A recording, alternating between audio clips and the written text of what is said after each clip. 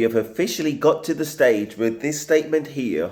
If you don't care that your 401k is literally on fire, wake up. You are in a cult.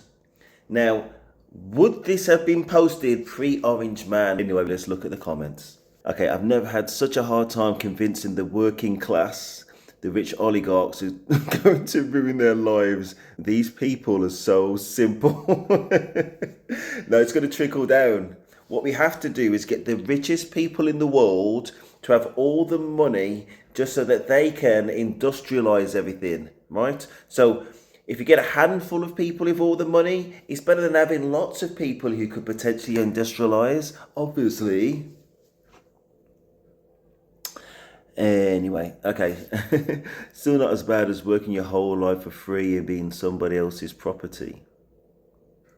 I think you've missed it, Miss Ray. I think you've missed the point. The point is, if you're in a cult and you can't have any objective thought, even when your life investment, your 401k has dropped by 10% in 5 days, and you're not kind of questioning who's done it. And when that person says that he hasn't ended there, he hasn't finished there, and he's going to continue on and continue on, and you don't see that as damage, you're in a cult. Or at minimum, cognitive dissonance is a real thing anyway.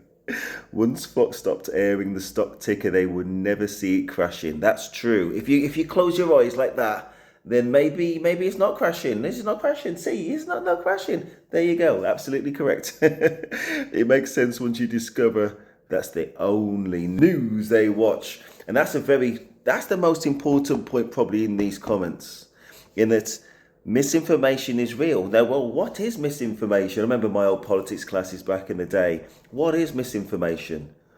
You've got two sides of the same coin, right? They've got the facts in the middle.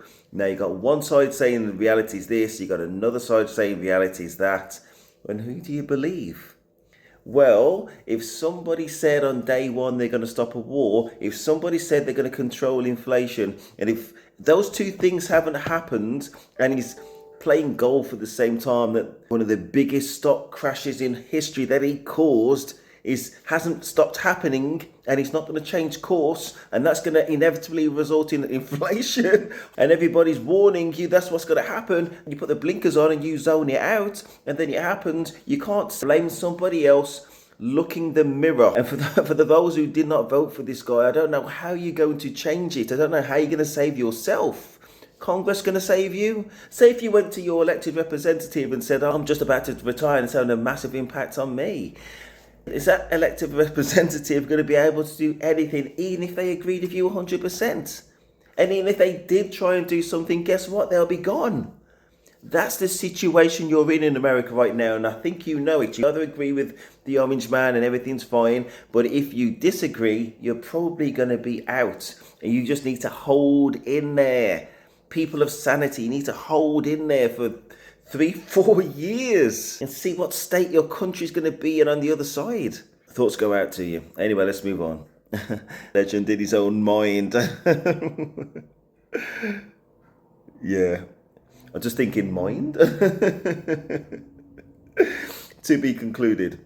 Okay, I would care if I wasn't a terminally broke millennial who's worked in the service industry for 15 years. A 401k was never an option for me. I do, however, feel sick for everybody who didn't vote for the Orange Stain and is still losing everything they've saved and planned for. There's some empathy there, definitely. And the one thing I would say, if you're a millennial, is you still have a long time to kind of take charge of your life, to retrain, to think about what's going to pay you well, and to get that balance of a happy career and, say, happy life and prosperity. So don't leave that till tomorrow. Just do it today. That's what I would say. It will trickle down, and I'm talking about the fire. So true. I'm laughing, but I'm not real. My kind of heart's bleeding for you guys. And remember, whatever I'm saying right now, we've got Brexit when the world are telling us that we're going to do something absolutely stupid, and we did. That's been 5 years of pain, and people have got our blinkers on in the UK. So keep that back of mind as well. Even if I laugh, I'm laughing at self too. Self as in for the UK. Anyway, 10 grand gone in 4 weeks. Oh gosh, man. 10 grand gone in 4 weeks ago. 1,000 of that was just yesterday. Oh man. So he lost 1,000 of that just yesterday. Okay, they live in denial. This lady said Trump is doing exactly what she elected him to do. The scorched earth approach, no thoughtfulness, just pure chaos. I said, okay, lady, you will get a turn. Stand back and stand by. It is kind of worrying though that he did say you're going to feel some pain along the way. But if you decimate everything and it's gone down 10% in 5 days, and you don't kind of do anything to save yourself, you've jumped at that plane and that parachute hasn't come out, you're heading towards the floor 10% in 5 days, and you don't worry, my gosh, you deserve what you get. It's just everybody else I'm mindful for. But hopefully on the way down you'll learn and think, no, maybe we need to pull this parachute. Again, what I said earlier, there is no parachute. That's the thing. You're locked in. You voted as a country for an authoritarian king. So there's no escape route, I'm afraid. But, hopefully there is somehow. Very confusing. I thought this was obvious months ago. Move funds to a safer spot, then wait to reinvest when the market is lower. Just a HC diploma and 30 years as a blue-collar guy, I thought everybody saw this coming. You know what? He is not wrong in as much as the orange guy did say what he was going to do. And he always does. But I just think there was some hopium from his acolytes, basically, that everything he's going to do is going to be positive. And he wouldn't do anything to seriously hurt them. And even the things that he said he was going to do, people are trying to say that he didn't mean it. So when everybody say like, listen, no, don't listen to this guy, crazy. Then the boom, that's where we're at. But I say that this move to go down, I think he's right in as much as it could have been predicted. Europe's going to respond with its tariffs to punish the US economy. And then eventually we're going to get through the stocks if he sticks to his word, which I don't think he's going to, because he's going to get bored of it. And then he's going to move on. But if he did stick to his word, we're going to get to the point where the stocks are depleted and they have to import. China's at 100% additional tariff right now, which is going to send prices steaming through the roof. And then real pain. And not only is real pain and real panic going to hit, obviously it's going to have a disproportionate effect on the poorest people in American society. And if there's any thought of that for your own citizens, that would be front of mind. And that's what you'd be campaigning for. And that's why this policy was awful to begin with, let alone everything else I've done on the videos. Let's go forwards. Money isn't lost. Something's cashing in on the poor people's 401ks. Think about it. Your money didn't get let on fire. Somebody is taking it from you 100%. And I think I just worry for insider trading. We all knew what he's going to do, but I think some informed people knew what was going to happen, like the gentleman in the comments a little bit earlier, and they would have been predicting, okay, well, obviously he's going to tank this economy really bad. That's what he's going to do. And there's going to be a point where he knows, and the people around him know, he's going to postpone things, or he's going to backtrack, or the economy is going to skyrocket again. He won't get back to where he was for a long time, but it's going to go in that direction, and he can make money predicting it was going to rise, knowing it was going to rise. Insider trading, some may say. Let's just go a few more. I'm sick about it. Worked hard to put money in. Retirement time for me. You need to kick that thing down the road and ride this thing out. It might make a massive difference. A couple of days, a couple of weeks, he will get bored, or at least I hope for you guys at that point of retirement that you can just hang in there a little bit longer. And I know that's the last thing that a lot of people are going to want, and some people are not going to be able to kick it down the road. And yeah.